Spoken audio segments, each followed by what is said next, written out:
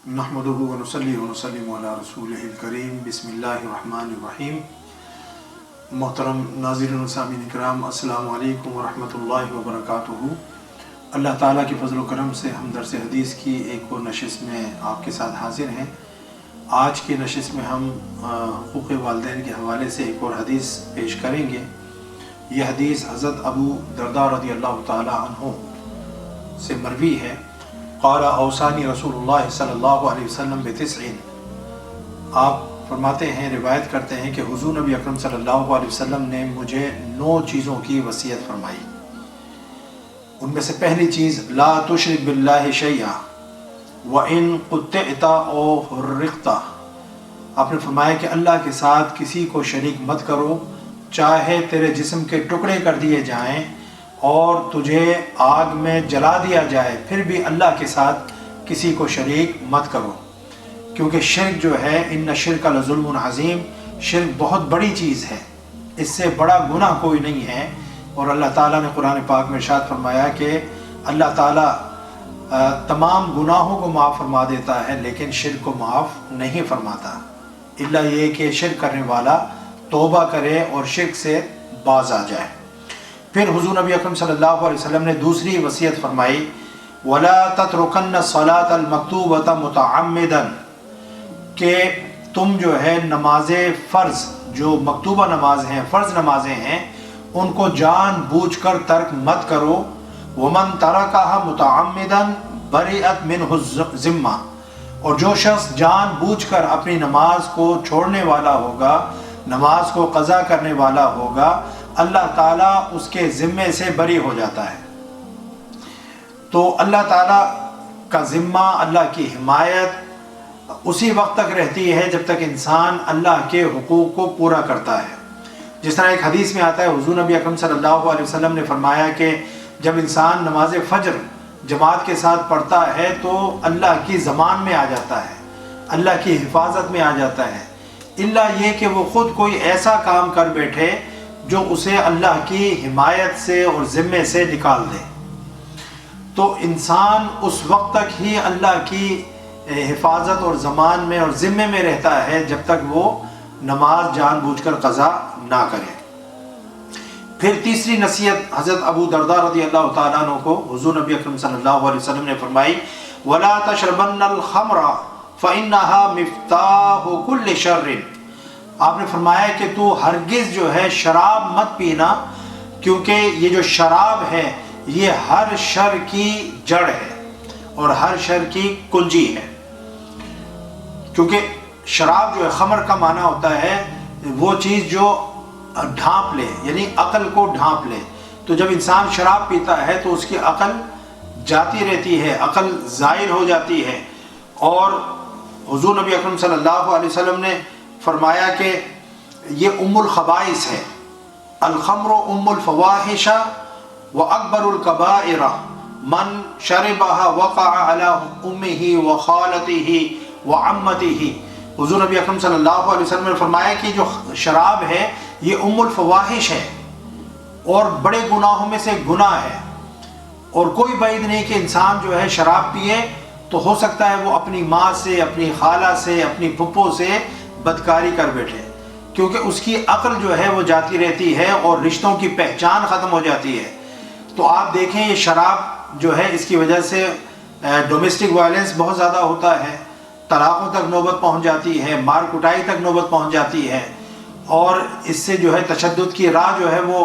हमवार होती है। और ये जो शराब है,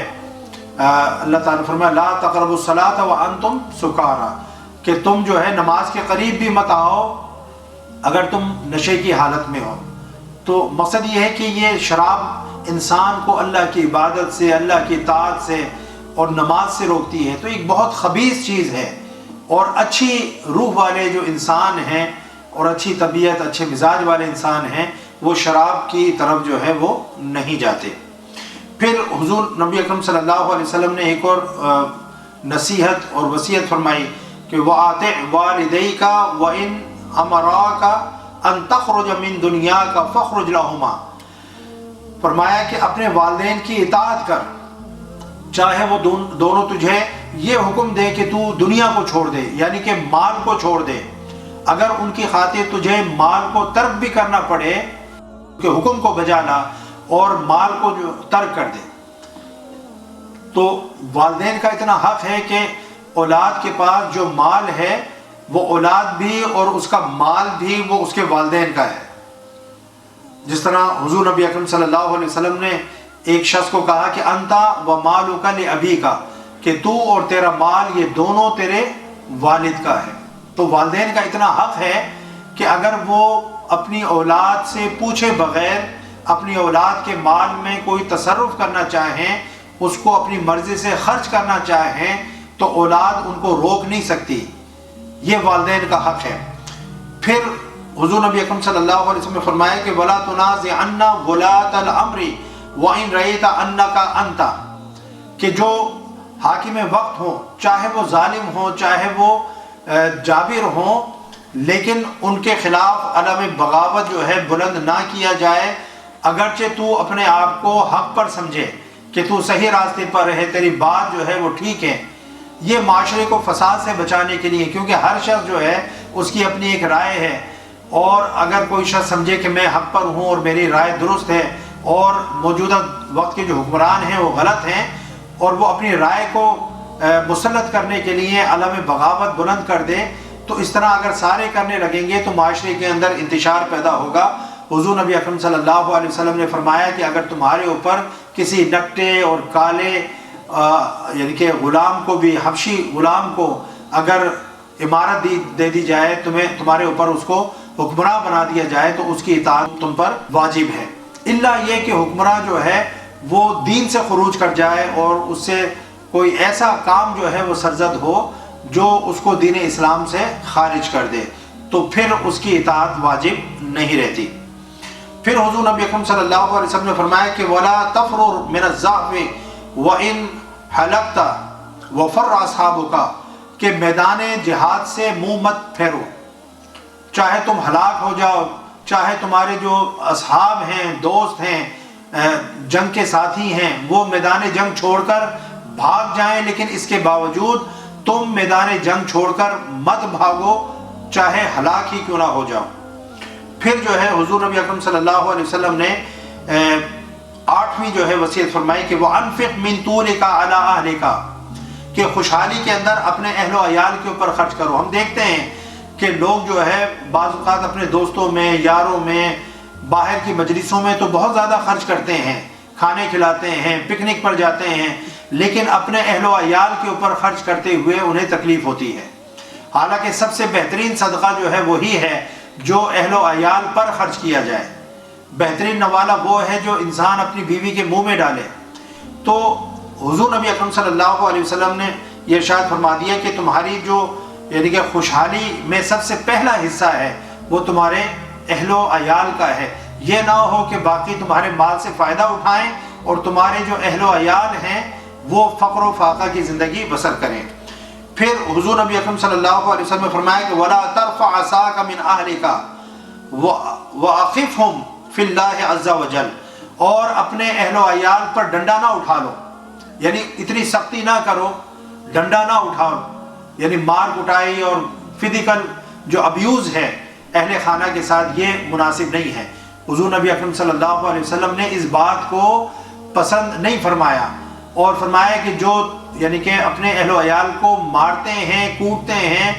اور ان کو زد و کوب کرتے ہیں، ان پر تشدد کرتے ہیں، ایسے لوگ جو ہے اچھے لوگ نہیں ہیں۔ حضور نبی اکرم صلی اللہ علیہ وسلم نے ان کو فرمایا کہ یہ اچھے لوگ نہیں ہیں۔ آپ صلی اللہ علیہ وسلم نے اپنے اہل خانہ کو کبھی ہاتھ نہیں ان پر اٹھایا، کبھی ان کو مارا نہیں، کبھی، حتیٰ کہ وہ لوگ جو آپ کے لیے خدمت گزاری کا حضرت انس رضی اللہ تعالیٰ عنہ بیان فرماتے ہیں کہ میں نے 10 سال حضور نبی اکرم صلی اللہ علیہ وسلم کی خدمت گزاری کی،